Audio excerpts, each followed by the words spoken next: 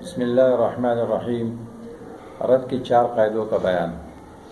رد کا پہلا قاعدہ یہ ہے کہ من یرد علیہم، یعنی جن پر رد ہوتا ہے وہ جنس واحد ہو، ایک جنس ہو اور احد الزوجین ساتھ میں نہ ہو، تو اس کا قاعدہ یہ ہے کہ مسئلہ رؤوس سے بنایا جائے گا۔ مثال کے طور پر ایک شخص کا انتقال ہو گیا، اس کی 2 بیٹیاں رہ گئی۔ اب 2 بیٹیوں کے حصہ ثلثان ہے۔ وَإِن كُنَّ نِسَاءً فَوْقَ اثْنَتَيْنِ فَلَهُنَّ ثُلُثَا مَا تَرَكَ۔ ثلثان کا مخرج 3 ہے، 3 سے ہم نے مسئلہ بنایا، اور ثلثان 3 کے 2 ہے، تو ایک ہم نے ایک بیٹی کو دیا اور دوسرا ایک دوسرے بیٹی کو دیا، 2 تقسیم ہو گیا۔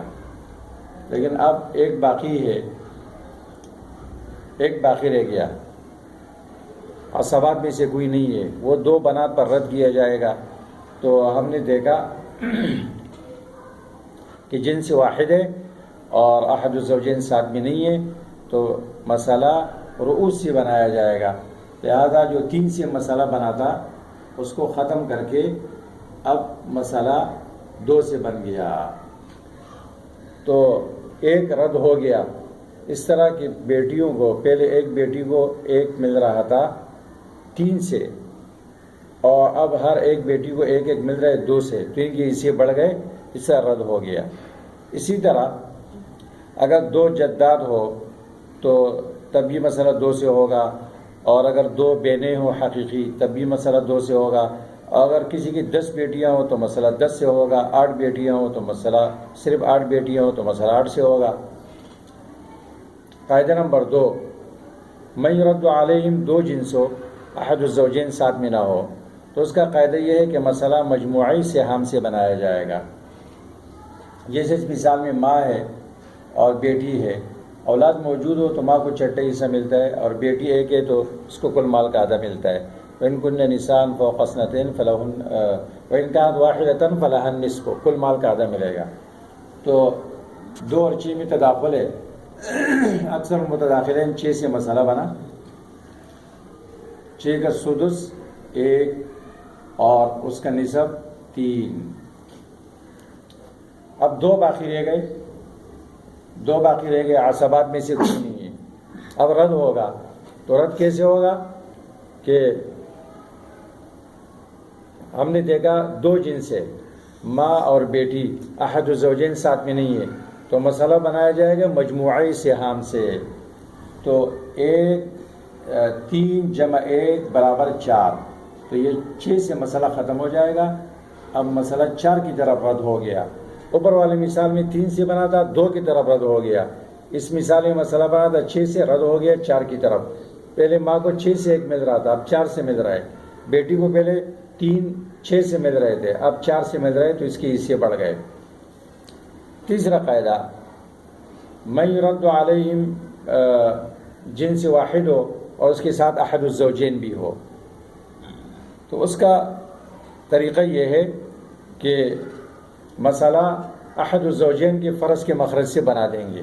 جیسے کہ ان 3 مثالوں میں شوہر ہے، 3 بیٹیاں ہیں، شوہر ہے 6 بیٹیاں ہیں، شوہر ہے 5 بیٹیاں ہیں، تو تینوں صورتوں میں یہاں شوہر کو ربع ملتا ہے۔ ربع کا مخرج 4 ہے، یہاں بھی ہم نے مسئلہ 4 سے بنایا، یہاں بھی بنایا، یہاں بھی بنایا۔ اب جو باقی بچا وہ من یرد علیہم کے روز پر تقسیم کیا جائے گا۔ من یرد علیہم اگرچہ ذی فرض ہے، یہاں ان کا فرض نہیں لکھا جائے گا، یہ عصبات کی طرح ہو جاتے ہیں، یہاں 3 رہ گیا، یہاں بھی 3 رہ گیا، یہاں بھی 3 رہ گیا، تو جو باقی بچا اس میں، اور من یرد علیہم کے رؤوس میں 3 نسبتیں ہو سکتی ہے: تماثل، تداخل، توافق۔ تماثل، توافق، تباین۔ تداخل آئے گا، اس کو توافق میں تبدیل کریں گے تاکہ مسئلہ کم سے کم عادت سے بنے۔ اب اس مثال میں من یرد علیہم جو بنات ہے وہ بھی 3 ہے، جو حصے بچے وہ بھی 3 ہے، تو اس میں تماثل ہے، 3 پہ برابر تقسیم ہوتا ہے، کچھ نہیں کریں گے، فی بن کو 1 ملے گا۔ دوسری مثال میں تداخل ہے، اس کو توافق میں تبدیل کریں گے، توافق بالثلث میں، تو 6 کا ثلث 2 ہے، اس کو مضروب بنا کر 4 میں ضرب دیں گے 2 4 8. اب زوج کو 1 ملا تھا، اس کو 2 ملیں گے، 2 1 2. اور 6 بنات کو 3 ملا تھا، 2 3 6. اب ان کو 6 مل جائے گا، فی بنت کو 1 ملے گا. اس مثال میں بنات 5 ہے، ان کی حیثیت 3 ہے. 3 اور 5 میں تباین ہے. خود اس 5 کو مضروب بنا کر ہم 4 میں ضرب دیں گے تو 4 5 20، 20 سی تصحیح ہو گئی. شوہر کو 1 ملا تھا، 5 کم 5، اور ان کو 3 ملا تھا، 3 5 15. تو اب فی بنت کو 3 ملے گا. یہ تیسرا قاعدہ ہے. چوتھا قاعدہ یہ ہے کہ من یرد علیہم 2 جنس ہو اور اس کے ساتھ احد الزوجین بھی ہو. یہ چوتھا قاعدہ مرکب ہے دوسرے قاعدے سے اور تیسرے قاعدے سے، اس لیے کہ اس میں 2 مسئلے الگ الگ بنائے جاتے ہیں. احد الزوجین کا مسئلہ ان کے فرض کے مخرج سے بنایا جائے گا. اس میں زوجہ ہے، یہ ایک جنس ہے، یہ احد الزوجین زوجہ ہے، اور جدات اخوات ہے. یہ من یرد علیہم 2 جنس ہے. یہاں بھی زوجات ہے اور من یرد علیہم 2 جنس ہے، بنات اور جدات. تو من یرد علیہم من لا یرد علیہم احد الزوجین کا مسئلہ تیسرے قاعدے کے مطابق ان کے فرض کے مخرج سے ہم نے بنایا. یہاں زوجہ کا حصہ ربع تھا، ربع کا مخرج 4 سے ہم نے مسئلہ بنایا. زوجہ کو 1 دیا، ربع دیا، باقی 3 بچے، وہ یہاں لکھ دیں گے. اس کو کہتے ہیں ما بقیہ من فرض احد الزوجین، یعنی جو زوج یا زوجہ کو حصہ دینے کے بعد جو باقی بچا. اس مسئلے میں زوجہ کا حصہ سمن تھا، تو سمن کے مخرج 8 سے ہم نے مسئلہ بنایا، اور 4 زوجات کو سمن دیا 1، باقی 7 بچے. 7 ہے ما بقیہ من فرض احد الزوجین، زوج یا زوجہ کو حصہ دینے کے بعد جو حصہ باقی بچا، جو مال باقی بچا وہ 7 حصے ہیں. پھر اس مسئلے میں جدات کا حصہ سدس ہے اور ان کا ثلث ہے. تیسری قاعدے کے مطابق ان کا مسئلہ ہم بنائیں گے مجموعی سہام 6 سے. جدات کا سدس ہے اور ان کے 6 میں سے ثلث ہے. ان کا مجموعہ ہے 3. مسئلہ بنا 3 سے اور پھر وہ رد ہوا، مسئلہ بنا 6 سے، رد ہوا 3 کی طرف. یہ ہے مسئلہ من یرد علیہم، مجموعی سہام سے ہم نے بنایا. اس طرح یہاں بھی ثلثان 4 ہوتے ہیں اور سدس 1 ہے. مجموعہ ان کا ہے 5. یہ 5 ہے مسئلہ من یرد علیہم. اب ہم کیا کریں گے؟ ما بقیہ من فرض احد الزوجین اور مسئلہ من یرد علیہم میں نسبت دیکھیں گے. اس میں 2 نسبتیں ہو سکتی ہے، زیادہ نہیں ہو سکتی. استقراء و تتبع سے یہ بات معلوم ہوئی ہے کہ اس میں 2 نسبتیں ہی ہو سکتی ہے، زیادہ نہیں ہو سکتی. تماثل جیسے کہ یہاں پر ہے، باقی بچا وہ بھی 3 ہے، مسئلہ من یرد علیہم بھی 3 سے ہے. یا کچھ نہیں کریں گے، رد کا عمل مکمل ہو گیا.